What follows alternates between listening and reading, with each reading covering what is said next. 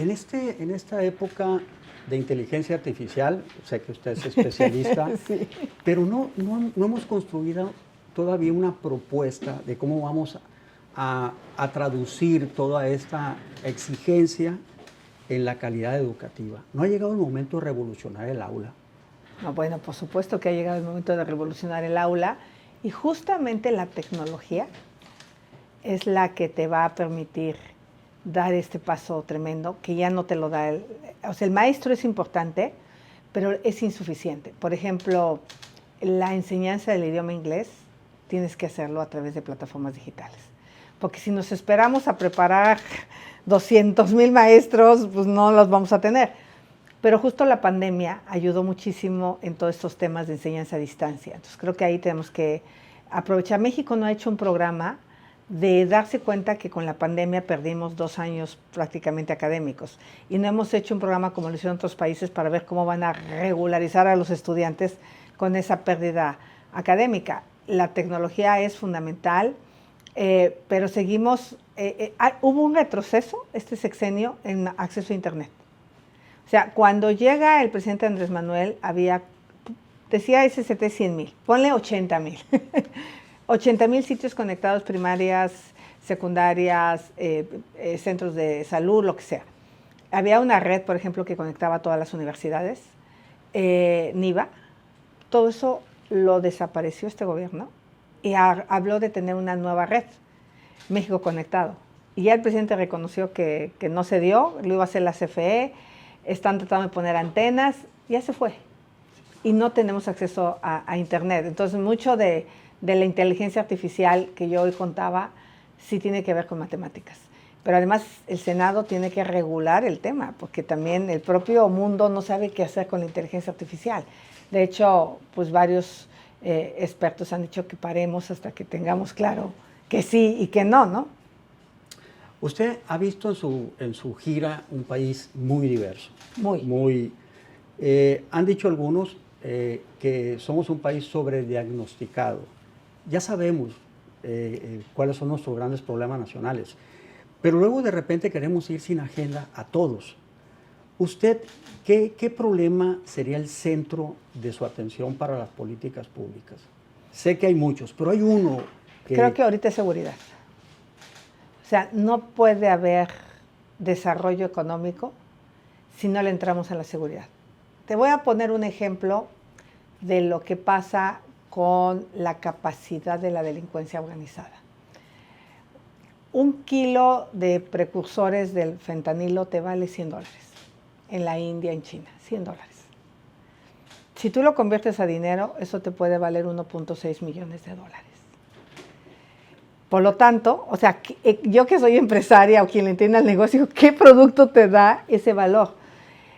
Obviamente en el camino tienes una capacidad económica para corromper todo, para comprar todo, agentes aduanales, policías, ministerios públicos. Entonces, la capacidad económica que está teniendo la delincuencia organizada nos está metiendo en un problema, porque ya si tienes toda una estructura de jóvenes a tu servicio, pues los dedicas pues, al secuestro, los dedicas a la extorsión, los dedicas a, pues yo sé que en Sinaloa, por ejemplo, hasta en los temas del agua ya están metidos, en los distritos de riego, o sea, y no te das cuenta cómo la delincuencia ya está controlando una cantidad de actividades huachicol, porque esta capacidad económica que tienen es inmensa. Por eso se tiene que atacar el tema no solo desde la visión de la Guardia Nacional, se tiene que atacar con toda la visión internacional, de muchísima inteligencia, de muchísima colaboración con otros países. Y creo que ese tema no nos hemos dado cuenta, pero la manera que han ganado territorio en el huachicol, en la extorsión, en el cobro de piso, es brutal. Entonces creo que esa parte o la paramos o no hay país. Bueno, en los últimos sexenios hemos visto, así lo dicen los números, el fracaso de las políticas sobre seguridad. ¿Qué es lo que más ha fallado en esto? Yo creo que se tiene que atender con una integralidad brutal. Cuando yo digo internacional es México, Canadá, Estados Unidos, Europa, China, porque los precursores químicos vienen de allá, ¿no? Entran por las aduanas a nuestro país, se venden en Estados Unidos. Entonces no puede seguir atacando la política de seguridad con una visión local. Muchos de los crímenes tienen que ver con una política internacional. Trata, ¿no? Hay un tema de trata en Estados Unidos de mujeres que desaparecen aquí, que acaban en la prostitución allá. Tráfico de personas es otro tema. Drogas, tráfico de armas, lavado de dinero. Entonces, bueno, para mí la perspectiva tiene que ser internacional y yo creo que no se ha tocado con la integralidad. Hay demasiada soberbia, o sea, de la política de Calderón de salir sin decir agua va, ¿no? A enfrentar sin una estrategia muy clara a la política de los abrazos y no balazos. O sea, hemos pasado de ocurrencia en ocurrencia y necesitamos, yo creo que a los mejores especialistas, y ahí sí le entiendo ese tema, a procesos muy claros, a áreas de responsabilidad muy concretas de quién le toca qué, porque aquí, lo que yo hablaba hoy en mi conferencia, el municipio tiene algo que hacer. Cerrar giros negros, por ejemplo, tener ordenadas las calles. Yo digo que si no ordenas la calle no vas a ordenar nunca el país. Entonces tienes que darles tramo de control a cada uno y decirle al presidente municipal, a ver, tienes 8 giros negros y ahí alguien está cobrando piso, al gobernador pues le toca supervisar la policía estatal, pero también las municipales. Al gobierno estatal le toca saber que esos policías no están coludidos con la delincuencia, le toca los exámenes de confianza, le toca la dignificación de la policía. O sea, necesitamos darle, lo que está haciendo Vila en Yucatán suena bien. Los policías, sus hijos tienen becas, tienen vivienda, tienen un paquete, un buen sueldo que les permita quedarse de policías y no que se los gane el narcotráfico. Y que me parece que el gran fracaso de este proyecto tiene que ver con la Guardia Nacional. O sea, yo ayer que vi pasar 3 convoys de Guardia Nacional, porque traen la visión de cómo opera el ejército. Yo tengo un hermano general y ellos se mueven en convoys. Y yo creo que tú te tienes que mover más estratégicamente como policía, ¿no? El policía es alguien que está en las zonas, que está cuidando y que tiene que ver un área de inteligencia, un área de lavado. Entonces yo sí visualizo una policía nacional, pero con muchas divisiones de que atiendan cada uno de los problemas. Entonces, llegado el momento, haré una propuesta. Tengo semanas entendiéndole al tema, estudiándole, reuniéndome con especialistas, porque suelo ser una mujer, digo, y mi querido Mario, que anda por aquí, me conoce, soy una mujer muy estudiosa. Me consta que se prepara exacto. a fondo para cosas. O sea, no me gusta como hablar a lo güey, sino entender los problemas. Y cuando yo decido brincar a esto, pues no tenía todo el know-how en materia de seguridad, o sea, pero tengo otros, tengo en materia de energía, pues a lo mejor hay otros que le saben seguridad, no le saben energía, le entiendo el tema del agua, cambio climático, campo, pueblos indígenas, pobreza, son temas que domino mucho más, y en los otros, economía, área internacional, seguridad, pues hay que sentar a los mejores, y a eso yo no le tengo miedo, a sentar a los mejores. ¿No caerá usted en la tentación de que se tiene muchas veces en la política de quererlo resolver todo a punta de reformas legales o constitucionales?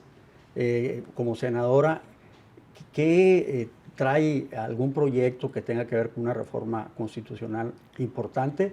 ¿O hay que ir más que todo al problema de la implementación, que pues, creo que ha fallado? Yo creo que ya tendríamos suficientes reformas que hoy tendrían que funcionar. Hay una que hicimos y que está atorada, y que creo cuando fue el fiscal Gertz al Senado a comparecer, que yo me colé porque no tenía yo por qué estar, pero siempre me cuelo a cosas que me interesan,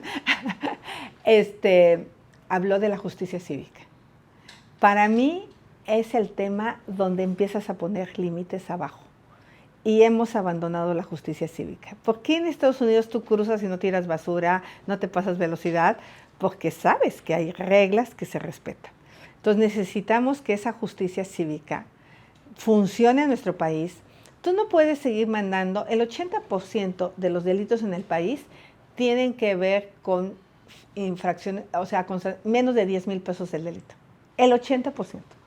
Entonces, ese sistema de justicia cívica, un poco en los pueblos indígenas, que es de donde yo vengo, funciona, los usos y costumbres para reparar el daño, para conciliar, para resolver. eso se tendría que resolver abajo. Oye, que tiró la basura, bueno, pues una multa. Oye, que se pelearon por un lugar, luego se balacean, ¿eh? O sea, entonces, si no hay orden, acaban en balazos. Que sepan que la calle se respeta, un poco la teoría de las ventanas rotas, que es orden en la calle. Si tú recuerdas a mi city manager, Arneus Rutenhag, Sí, claro. bueno, era lo que hacíamos, justicia cívica. Y quitamos michelerías y quitamos un montón de lugares que nos generaban violencia. Entonces, para mí, de las cosas que estaría pendiente, y lo dijo el fiscal, que el tema de la justicia cívica era la base. Han pasado 5 años de este gobierno y no ha volteado a ver la justicia cívica. O sea, insisto, quizá, y todo lo demás, pues a lo mejor la Guardia Nacional es civil, no hay que hacerle ninguna reforma. Este hombre ha violentado más bien la ley. Regresar el mando civil y tú puedes estructurar la Guardia Nacional como quieras, ya es un tema de una ley interna de cómo administras la Guardia Nacional. Yo creo que lo importante hoy está acotado claramente lo que requiere los militares, cómo participan en la seguridad. Yo creo que los militares lo que hay que hacer es darles cuestiones específicas. Ahorita los mandas a Tamaulipas y luego mándalos a Sinaloa y luego truena Michoacán. O sea, pobres. También ellos están cansados, ¿sabes? O sea, mi hermano, el general, habla con ellos y me dice, la gente está cansada. Hacen aeropuertos, hacen trenes, o sea, pobres militares. Hay que volver a darle la dignidad al ejército que requiere. Entonces, darles tramos de control. A ver, vas a ir a Sinaloa, a esto específicamente, y vas a entrar del 1 de abril al 30 de septiembre, y esta es tu misión, y esto es lo que tú tienes que lograr, lo evalúas, y ya sale el ejército. Pero creo que hoy entra sin saber exactamente a qué entra. Entonces, en ese sentido, yo creo que hay mucho que hacer en materia. Como senadora, pues sí me da chance de leer los informes de la Guardia Nacional, y a veces son de risa, de verdad. ¿Qué dejaría usted del gobierno de Morena? Varias Algo que haya cosas. valido la pena. Varias cosas. Yo soy de la idea que no todo es malo. Es más, de repente soy de las senadoras que le reconoce a Morena cosas que están bien. Por ejemplo, el paquete de programas sociales me parece justo, me parece indispensable y me parece necesario en este momento del país. Y simplemente creo que yo le daría la versión 2.0, hablando en términos informáticos. Los adultos mayores hoy están sin atención de salud y se están gastando la pensión en medicinas. Sí necesitamos resolver el tema de salud ya. La encuesta que va a salir de ingreso-gasto parece que habla de que el 50% de las personas no traen seguridad social. Y entonces eso te habla de que gran parte de ese dinero está acabando en medicamentos. Entonces, darle un paquete. Y estas zonas de extrema pobreza no se han dado cuenta. La gente no tiene dientes, no escucha y no ve. Porque nadie entra a esos temas de salud que le dan al adulto mayor una vida digna. Ayer que estuve en Amealco, antier que estuve en Amealco, un día antes había estado en Guanajuato, en la zona Otomí, me senté con una señora que no veía y no oía. Bueno, qué calidad de vida. O sea, al día siguiente me encontré 2 señoras adultas mayores en Amealco que no tenían un solo diente. O sea, como que no es nada más darles dinero y ya, ¿no? Una prótesis dental les puede costar 6, 8 mil pesos. Entonces yo sí creo que necesitamos darle un poco más a nuestros adultos mayores. A los jóvenes yo iría más a habilidades, a competencias laborales. Esto que me pasó a mí que conté, de 3 semestres de aprender código me llevaron de ganar 3 mil pesos de becaria a 50 mil pesos de programadora. Pues eso es lo que te hace la diferencia, la educación. Pero no puedes decir échale ganas, tú puedes. No es cierto. Por eso creamos la Universidad Intercultural de Mochicahue, no sé si te acuerdas en esa época, con las ganas de que los jóvenes indígenas pudieran tener un espacio para educarse. Creo que después ahí medio se la abandonó un poco, yo espero que siga funcionando bien, pero Mochicahue, por el lugar que estaba ubicado, era súper indispensable para la educación. ¿Y qué más dejaría de este gobierno? La parte del transísmico me parece adecuada. Esa es la idea de meter mercancía por el Pacífico y sacarla hacia la costa este de Estados Unidos es indispensable. Y la parte, pues me gusta todo lo de la eliminación del outsourcing. Yo creo que eso es súper acertado. Y obviamente el desmadre que traemos, qué hacemos con el aeropuerto, porque hoy no tenemos un aeropuerto internacional. Y me encantaría que el AIFA lo fuera, pero solo tiene 14 slots. O sea, no es un aeropuerto internacional, quizá pueda quedarse un aeropuerto de carga, pero tenemos que resolver el tema del aeropuerto internacional de la Ciudad de México y otras infraestructuras que no se han hecho. Quizá el tren México-Querétaro, que es muy importante, ductos de gas, energía renovable, redes de transmisión. O sea, Sinaloa, la gente podría pagar 30% menos de electricidad en 3 patadas, pero este odio del presidente hacia las energías renovables. Entonces ahí, y la otra bronca que traemos es Dos Bocas. O sea, yo jamás hubiera hecho una refinería cuando los coches se van a volver eléctricos, pero ya está, pues hay que acabarla. Pero es un desastre, no tiene para cuándo, ya lleva gastados 18 mil millones de dólares, pero hay que acabarla. Yo ya no la tiraría, o sea, ya se gastó demasiado dinero. Muy bien. Senadora, en otro orden de ideas, los partidos políticos. ¿Qué tan cerca de Acción Nacional y qué tan lejos del PRI? ¿Cómo está logrando ustedes esta conexión con estructuras indispensables para una elección? Y que, bueno, pues tienen sus propios intereses, sus propias lógicas. ¿Cómo está conciliando estos intereses? A ver, primero decirte que sin los partidos no hay posibilidades, ¿no? O sea, yo no soy romántica, o sea, candidata independiente es una cosa casi posible por la lógica de cómo funciona el país. Entonces, en mi caso no tengo militancia partidista. Nunca he militado en un solo partido político. O sea, no es que me salí del PAN para irme al PRI o me salí del PRI para irme al PAN, ¿no? O sea, yo, como lo cuento, yo llegué por los cazadores de talento al gabinete de Fox. Te voy a poner un ejemplo. Maloba era el secretario general, era el secretario de Desarrollo Social y era un gobierno del PAN. Pregúntale si hubo alguna diferencia mía a la atención a Sinaloa. Nada. O sea, ahorita pregúntame a los gobiernos del PAN cómo les va con este gobierno. Les va fatal.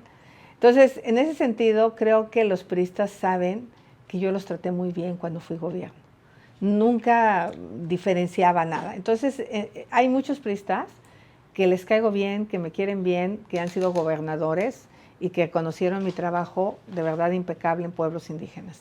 Y era valiente, entrona y le peleaba a Fox. Y por ejemplo, el actual gobernador de Durango pues reconoce toda la electrificación de la sierra, lo que se hizo en los tiempos del PRI. Bueno. Con el PAN, pues siempre he tenido una relación abierta, frontal. Hay cosas en las que probablemente les doy comezón. Mi tema de libertades, o sea, mi tema tan claro y directo de mi trabajo hacia la comunidad LGBTIQ+, es abierto. Yo como alcaldesa fui la primera que salió con un carro alegórico, siendo delegada del PAN, porque pues a mí sí me parece que es una comunidad a la que tenemos que apoyar, reconocer, fortalecer, luchar. Ya de por sí viven suficiente transfobia, discriminación, como para que todavía tú como senadora o como alcaldesa.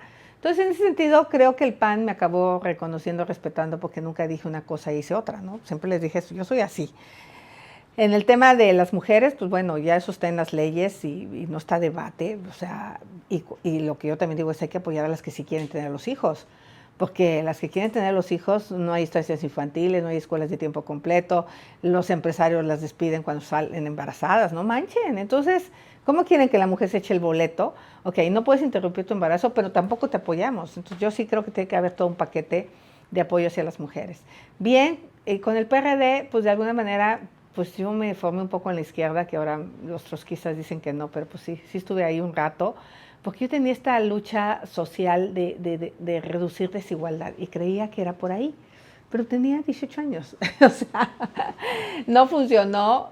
Entonces con los partidos yo me quedo con el buen PRI, con Mario Zamora, por ejemplo, siempre hemos hecho una buena, con Beatriz Paredes, con buenos priistas que existen, a los que les reconozco la construcción de instituciones, ese INE, ese INAI, esa Comisión Nacional de Derechos Humanos, ese Seguro Social, que en el país no lo entenderíamos sin eso, y con el PAN, pues ese PAN de la libre empresa, del bien común, y con el PRD de su lucha para reducir la desigualdad, y hasta MC cabe aquí, porque soy una mujer de libertades. Entonces creo que cabemos todos, y si quieren a alguien, pues a lo mejor hasta les funcionó bien, porque no va a haber la duda de si nos va a tratar bien. Yo cuando digo gente que sea honesta, trabajadora, y capaz, de verdad que cabe en este gobierno, que se puede formar. A propósito de sus campañas, usted es una mujer, bueno, ganó, perdió, ¿qué se queda de experiencia en una campaña. ¿Qué errores ya no cometería, por ejemplo, en la campaña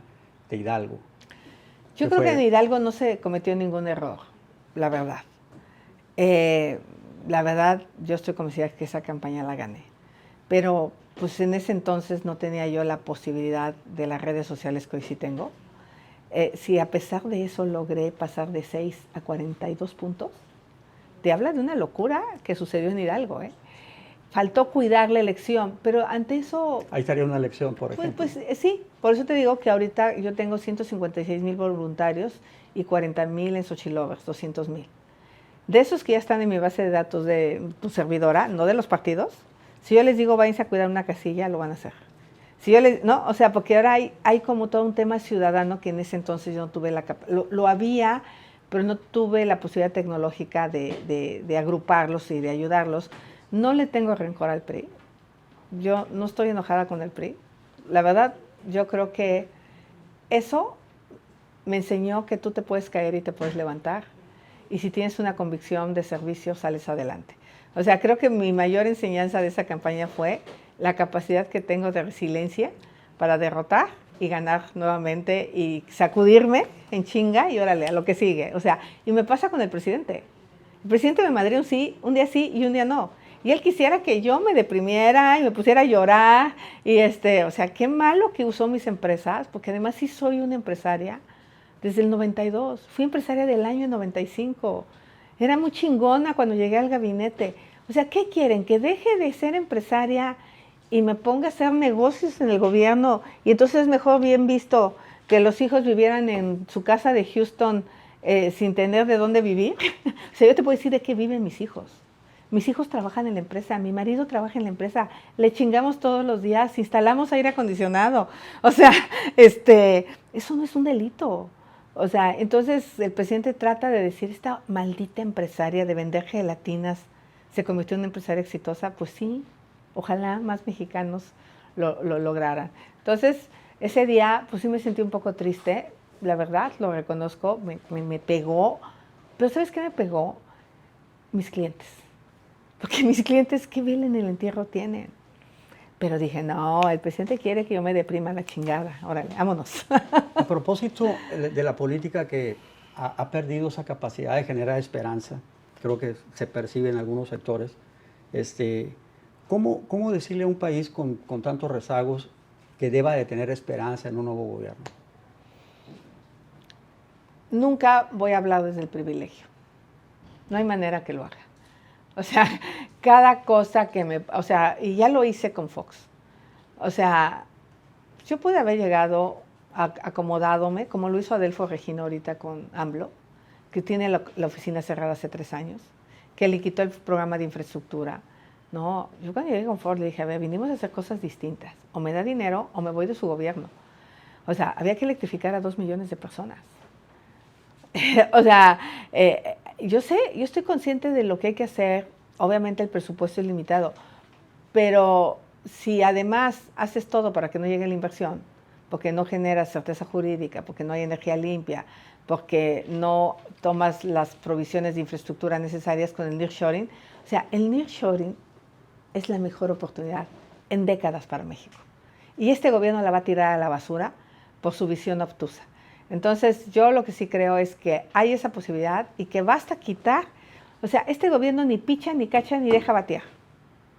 Dejó que la iniciativa privada invirtiera en energía eléctrica y Sinaloa podría tener pozos operados con celdas solares, las casas podrían operar con celdas solares y no está pagando tanto dinero. Entonces, ¿por qué la gente podría tener esperanza? Primero, porque me voy a poner en los zapatos de ellos. A mí nadie me va a contar. Y segundo, porque me preparé para llevar este país a un país de vanguardia y de desarrollo tecnológico, que es lo de hoy. Yo no los voy a mandar al trapiche, ni los voy a mandar al combustóleo, no. Los voy a mandar al mundo del futuro, al de la inteligencia artificial, al de las energías limpias, a los de los coches eléctricos, a lo de la realidad aumentada, no sé, a ese mundo que es el futuro del país. Muy bien. Una última pregunta, senadora. ¿A qué política o político admira usted de reciente? No de los seres nacionales. No, reciente Angela Merkel.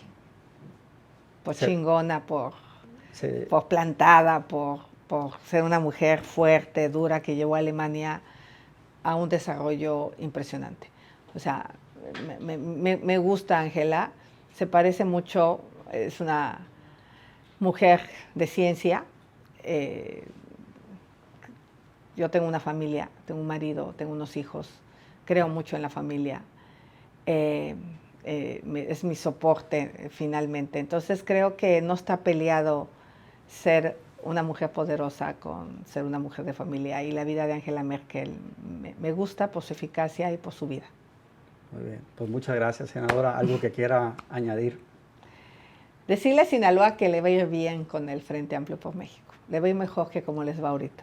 Porque ahorita no pueden ni levantar la voz, les pegan en la mesa y se callan. Yo quisiera ver al gobernador y le tengo buen aprecio al gober. Él se portó súper bien conmigo como senador, pero creo que necesita hablar por los agricultores de Sinaloa. Lo que están viviendo con la falta de financiera rural va a hacer que sea la delincuencia organizada la que los financie y ellos ya sabemos cómo cobran.